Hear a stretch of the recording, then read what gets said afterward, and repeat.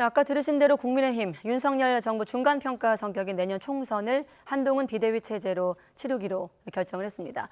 이재명 대표는 연일 통합 의지를 강조하고 있지만 민주당 내부는 여전히 소란스러운 분위기인데요. 오늘은 박용진 민주당 의원을 연결해서 좀 더 자세한 이야기 나눠보겠습니다. 네, 의원님 오랜만입니다.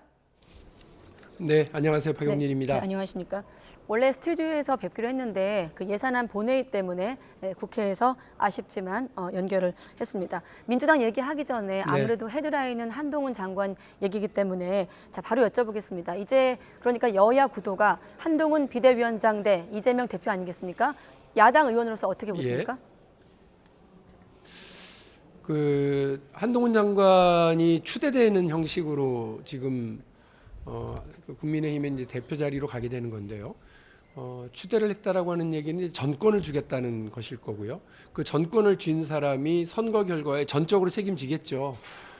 제가 볼 때는 윤석열 대통령이 국정기조를 바꾸거나 혹은 윤석열 대통령이 본인의 정치 방식을 바꾸는 것이 아니라면 사실 내년 총선은 윤석열 대통령에 대한 심판, 윤석열 정부의 2년에 대한 평가가 되기 때문에 사실 한동훈 장관이 본인이 무슨 전권을 발휘할 수 있는 공간과 방식이 별로 없을 거라고 생각을 합니다.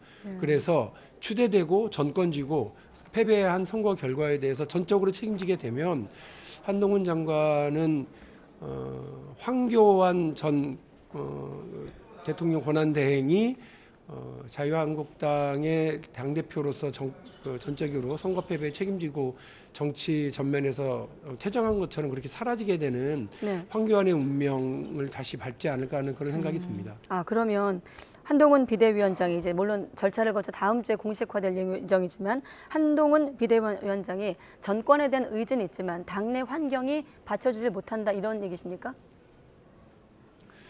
그러니까 전권을 줄 거라고 봐요. 전권을 줄 텐데 전권을 쥔 한동훈 비대위원장이 무엇을 제일 빨리 바꿔야 되느냐면 윤석열 대통령의 국정기조를 변화시켜야 되거든요. 지금 모든 국민들은 윤석열 대통령에 대해서 고개를 절레절레 흔들고 있고 윤석열 대통령이 보여주고 있는 국정 철학과 국정 운영 방식에 대해서 비판적으로 바라보고 있는데 그냥 단순히 여당의 당대표가 바꾸는 것으로 무슨 의미가 있을 수 있겠습니까?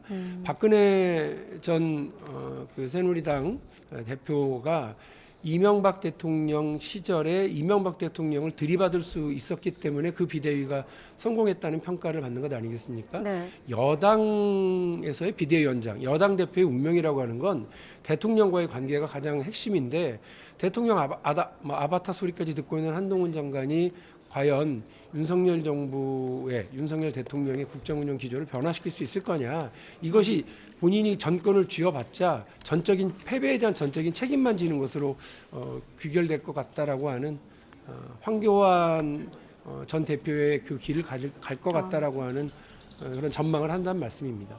네, 한동훈 장관은 맹종한 적이 없다라고 반박을 하기도 했는데 여기에 대해서 반박하신다면 어떻습니까?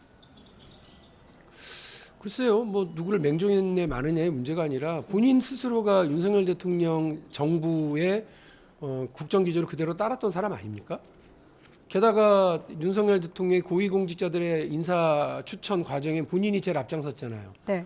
그동안 인사 추천해가지고 낙마하거나 국민들에게 혀를 차게 만들었었던 사람들 추천은 다 한동훈 장관이 한 거 아니에요? 법무부 장관으로서 거기에 대해서 책임은 하나도 지지 않고 자기는 잘 모른다. 나중에 가서는 뭐 FBI 방식을 공유하기 위해서 미국까지 가서 FBI까지 면담하고 온 사람이 어떤 문제가 생기고 인사 논란이 벌어지고 나면 나는 그거를 내가 책임질 수는 없다고 얘기했던 분입니다.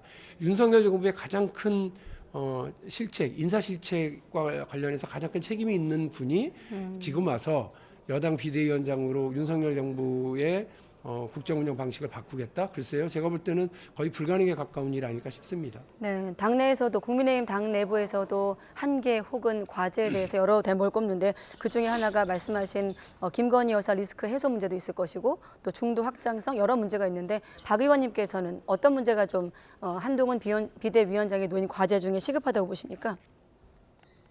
뭐 제가 다시 말씀드리는데요. 여당 비대위원장이 할 수 있는 일이라고 하는 건 대통령을 뛰어넘느냐 마느냐 그걸 결정해야 네. 되는 일입니다. 그 알겠습니다. 윤석열 정부에 대한 부정평가가 얼마나 높습니까? 그런데 그 부분에서 윤석열 대통령을 그 등에 업고 할 수 있는 역할이라는 게 얼마나 있겠나. 그 당연히 그러면 김건희 여사와 관련된 일에서도 지난번에 말씀드린 것처럼 뇌물수수 의혹이 있는 최고 고위공직자의 배우자에 대해서 세상에 그 몰카 공작의 피해자처럼 얘기를 하는 거에 대해서 국민들이 누가 그걸 동의를 하겠어요. 한동훈 장관, 아직까지는 장관이죠. 한동훈 네. 장관의 그런 인식은 저는 그냥 타락한 검사, 타락한 정의 이거를 그대로 보여주고 있는 인식일 수밖에 없다고 생각을 합니다. 자, 그러면 그걸 죄가 있으면 물어야 되고 처벌을 해야죠. 네. 자, 그러면 그거를 증명하기 위해서 한동훈 비대위원장이 정권을 갖게 된 한동훈 위원장이 공천 과정에서 최소한 어느 정도의 좀 액션을 보여줘야 그걸 증명할 수 있다고 보십니까? 그거는 별로 저는 이제 관심 대상이 아닙니다. 이미 대통령도 특수부 검사 네. 출신, 그리고 당 대표도 이제 특수부 검사 출신. 이 되게 되면 이 정부 여당은 그야말로 다 특검, 다 특수부 검사들이 운영하는 다 특검 정부 여당이 되는 것 아니겠어요? 네. 이런 방식으로 인사를 쓰게 될 경우에 누가 오든 간에 어떤 사람을 추천해서 공천을 하든 간에 제가 볼 때는 효과적인 총선 전술의 인재 전술을 쓰기는 어려울 것 같다는 생각이 들고요. 아마 이제 정당 혁신이라고 하는 걸 인물 교체로 이제 보여주는 것밖에 모를 거기 때문에 기존의 국회의원들에게는 뭐 일종의 공천 학살이 벌어질 거는 같은데 네. 그 자리에 와서 앉는 사람들이 참신한 사람들이기가 어려운 상황이고요. 대통령의 영향권을 벗어나기가 어려운 상황이기 때문에 한동훈 장관으로서도 비대위원장 역할을 하면서 참 딱한 처지에 처할 때가 많을 것 같습니다. 네, 그중 관련된 발언 중에 하나가 한 장관이 이제 김건희 여사 특검법 관련해선 악법으로 이제 규정을 했거든요. 특히나 명품 수수 의혹에 대해선 몰카 공작이다 이렇게 규정을 했는데 박 의원님이 다른 네. 방송에서도 인터뷰하셨더라고요.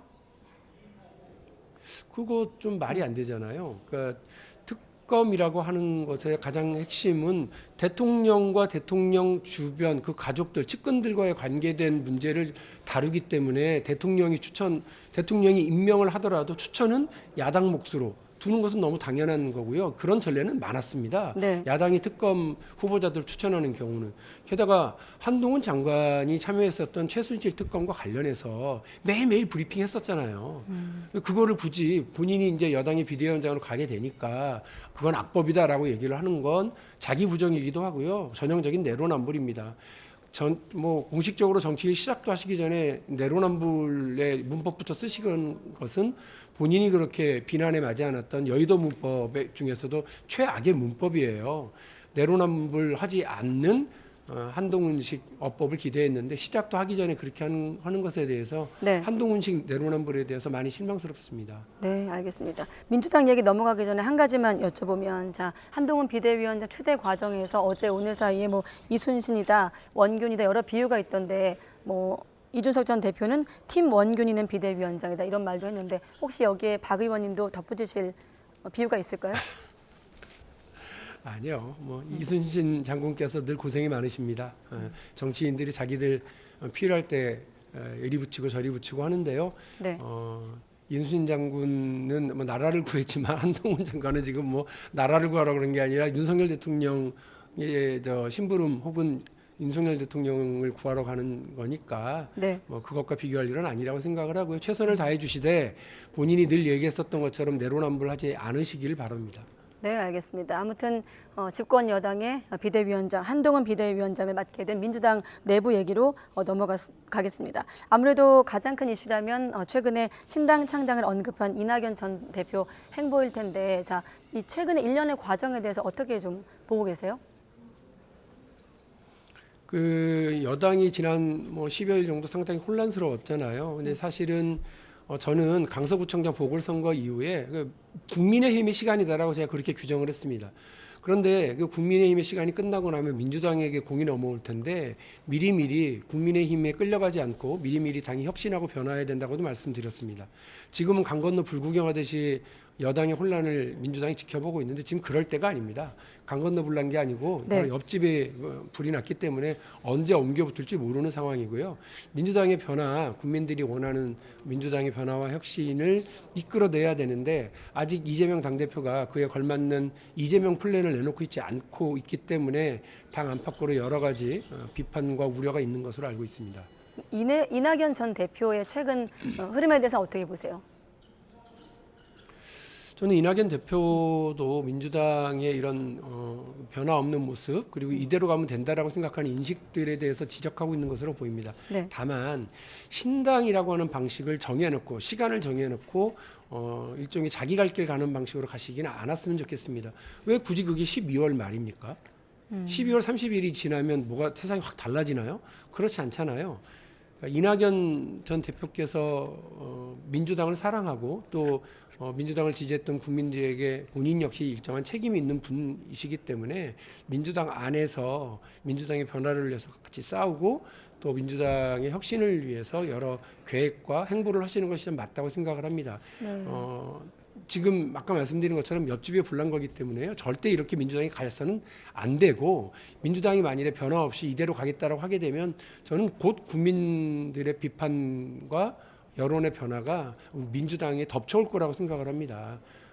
저는 그때를 위해서라도 이낙연 전 대표님 그리고 원칙과 상식의 의원님들이 민주당 안에 계셔 주셔야 된다고 생각하고 민주당 이 시간을 조금 더 가졌으면 좋겠어요. 12월 말이라고 생각하지 마시고 네. 1월 정도까지 더 논의하고 당내에서 변화를 촉구하고 함께 하시기를 기대하겠습니다. 자, 그러면 신당 창당 움직임에는 찬성을 하지만 시점을 못 박은 게 부족하다고 아쉽다고 보시는 건가요? 아니요. 저는 신당을 창당하는 방식으로 가져가는 건 민주당 당원과 민주당 국민들 이낙연 전 대표를 지지하고 함께 해주셨던 많은 국민들에게 도리가 아니라고 생각을 합니다. 민주당을 변화시키기 위한 길 정말 외롭고 힘들고 괴롭죠.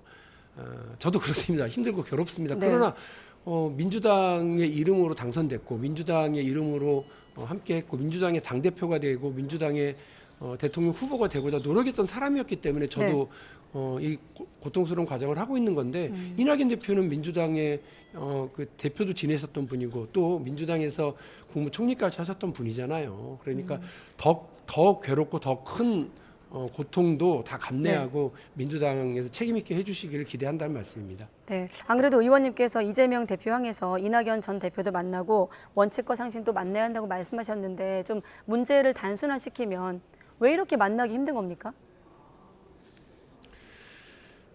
그게 이제 답답한 겁니다. 그러니까 사람이 자기에 대해서 싫은 소리하고 쓴소리하는 사람 만나기가 쉽지 않죠. 그러나 정치인들은 그리고 책임 있는 자리에 있는 사람, 제1야당의 대표를 하고 있는 분이라면 네. 본인 면전에서 쓴소리하는 사람도 만나고 또 포용하고 변화시켜내고 이렇게 해야 된다고 저는 생각합니다. 정치라는 게 그런 거죠. 국회에서도 서로 얼굴도 마주하고 싶지 않지만 여야가 만나서 국민을 위해서 대화하듯이 당 안에서도 저는 그래야 된다고 생각합니다. 역지사지하고요. 또 서로 그 생각을 조금씩 바꿔가면서 네. 그런 대화의 노력을 필요로 한다고 생각하는데 당 안에서 더 노력해야 된다는 말씀을 다시 한번 드립니다. 네, 알겠습니다. 최근에 민주당 공천 후보 심사에서 부적격 판정받은 인사들이 잇따라 불복을 하면서 잡음이 좀 번지고 있는 상황이거든요. 비명계를 중심으로 공천 학살 이런 표현까지 나오고 있던데 이 부분은 어떻습니까? 공명정대하게 일이 진행돼야 된다고 생각합니다. 그런데 지금 문제는 공천 예비 후보로 후보하려고 하는 분들의 후보의 적격성 문제를 다루고 있는 상황에서 네. 느닷없이 부적격 판정이 이제 나온 분들이 항의를 하고 있는 걸로 이해를 하는데요. 이게 뭐 친명 비명의 문제라기보다는 그 친명에서도 비명에서도 이렇게 지금 뭐 부적격자들이 나오고 있는 중이에요. 그런데 그 부분을 어떤 이유에서인지 그 잘 설명해주고 또 본인들이 납득할 수 있도록 하는 것이 우선인데 네. 당의 변화나 뭐 그 혁신의 속도가 너무 안 보이기 때문에 이런 문제가 뭐 계파 간의 갈등으로 비춰지고 있는 거라고 생각을 합니다. 네. 저는 아직 왜 그분들이 그 부적격 대상인지 명확하게 들은 적은 없습니다. 그렇군요. 우리 아까 놓친 질문이 있는데 아직 아무도 안 물어본 것 같아서 왜 박 의원님은 원칙과 상식에 합류하지 않았는가 질문이 좀 있는데 어떻습니까? 제가 아까 말씀드린 것처럼 저는 민주당의 대통령 후보, 당대표 후보로 출마했던 사람이고요. 민주당의 변화를 위해서 계속해서 노력해왔던 사람입니다. 그 과정에서 고통도 많았고요. 그러나 민주당을 최종적으로 변화시키고 민주당을 책임지기 위한 노력을 하는 것이 저 박용진의 역할이라고 생각을 하지요. 네. 민주당을 나가는 일에 대해서는 일도 생각해 본 적이 없고요. 네. 민주당을 책임지고 변화시켜서 민주당의 주인이 되고 또 민주당이 다시 정권을 잡고 대한민국 국민들의 삶을 행복하게 만들어내는 일을 민주당 당원들과 하려고 합니다. 그 네. 길에서 저는 당당하게 계속 갈 생각입니다. 네, 알겠습니다. 또 한 가지 공천 적격 판정 번복 문제 관련해서 최근에 민주당 어떤 내부 상황을 80년대 전대협 세대 또 90년대 한총련 그룹 이렇게 주도권 다툼 격화하는 시각도 있던데 사실 의원님도 뭐 깊게 들어가면 조금 다른 결입니다만 한총련 세대 아닙니까? 지금 이 국면을 어떻게 보세요? 국민들 보기에 부끄러운 일이죠. 그게 언론에서의 그냥 이렇게 규정하기에 따라서 그렇게 됐을 수도 있습니다만 네. 그 민주당이 전대협 세대와 한총련 세대로 나눠서 싸우고 있다 그런 얘기를 듣는 것 자체가 좀 부끄럽다고 생각합니다. 대한민국 국민들 어떻게 하면 행복하게 해줄 거냐 이 부분에 대한 고민을 해야 되는데 이번에 부적격 판정을 받은 광주의 어떤 분이 네. 누구는 되고 누구는 왜 안 되냐 이런 식으로 얘기를 하면서 전대협 세대 한총련 세대 얘기가 나온 걸로 아는데요. 그분에게 제가 분명히 말씀드리는데 본인이 부적격 판정 받았던 고문 치사 사건에 대한 책임은 평생을 따라다닐 거예요. 그러나 그걸 뛰어넘는 방식은 본인이 어떤 정치를 할 거고 어떻게 대한민국의 변화와 발전을 위해서 노력할 거라고 하는 자기 비전을 얘기하는 거지 자기 선배 세대 혹은 자기와 의견을 달리하는 사람들 욕하는 것으로 할 수 없습니다. 마찬가지로 이른바 친명파리 하고 있고 이재명과 친하다고 주장하면서 무슨 회의 만들고 무슨 그룹 만들어서 움직이는 일부 정치인들 정신 바짝 좀 차리세요. 도전하는 사람이면 도전하는 사람답게 본인이 더 잘할 수 있는 것이 무엇인지를 얘기해야지 상대를 수박이라고 규정해서 공격하고 상대를 반 이재명 세력이라고 규정해서 공격하는 걸로 본인이 점수 달라고 그런다? 대한민국 국민들이 그렇게 바보로 보이십니까? 네. 민주당의 당원들이 그렇게 허술해 보이세요? 그런 식으로 정치하시는 분들은 무슨 세대로 규정이 되든 간에 이미 낡은 세대인 거예요. 그런 낡은 세대가 대한민국의 미래를 열 수는 더 없다고 생각하고요. 민주당 안에 그분들의 자리는 없어야 된다고 생각합니다. 그분들이 아무리 친 이재명이라고 한들 네. 그런 자리, 그분들을 위한 자리는 없는 게 맞죠. 혹시 그 흐름이 짧게만 의원님 지역구로 파고드는 흐름은 없습니까? 있어요. 그래서 그 본인은 안철수 의원 따라다니다가 그리고 민주당 욕하고 또 문재인 대통령 비판하고 하다가 오늘 갑자기 나는 이재명 지지자고 이재명과 가장 친하다 이렇게 하면서 그런 지역을 돌아다니고 하고 네. 박용진은 수박이고 이렇게 비난을 하는데 그런 얘기를 듣고 지지해줄 당원들이 있을까요? 그런 얘기를 듣고 대한민국의 미래를 맡길 국민들이 있겠습니까? 그래서 저는 개의치 않습니다만 새로운 정치를 해보겠다고 하는 사람들이 그런 수준의 물결 치는 대로 흘러가고 바람 부는 대로 가도 눕는 그리고 힘 있는 사람들에게 줄대는 정치 그런 정치를 하는 것이 민주당의 국회의원 후보로 나오려고 하는 사람들의 입에서 나오고 그들의 행동으로 보여진다고 하는 건 다시 한번 말씀드립니다만 국민들 보기에 정말 부끄럽고 죄송스러운 일입니다. 그런 정치는 민주당 안에 자리 잡아서는 안 된다고 생각합니다. 네, 여기까지 듣겠습니다. 박용진 더불어민주당 의원이었습니다. 고맙습니다, 의원님. 네, 감사합니다.